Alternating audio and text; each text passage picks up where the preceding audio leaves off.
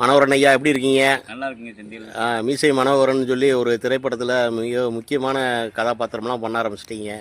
ரொம்ப சந்தோஷமாக இருக்குது. சொல்லுங்கள், உங்கள் மீசையை பற்றி சொல்லுங்கய்யா. அப்பனே முருகா.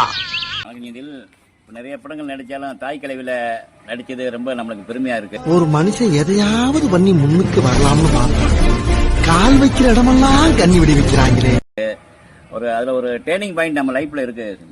இந்த படம் ரிலீஸ் ஆனா ஒரு நம்மள பேர் இருக்கும். நிறைய காமெடி சீன் நடிச்சிருக்கேன். ரெண்டாவது மீசையை பத்தி சொல்றீங்க.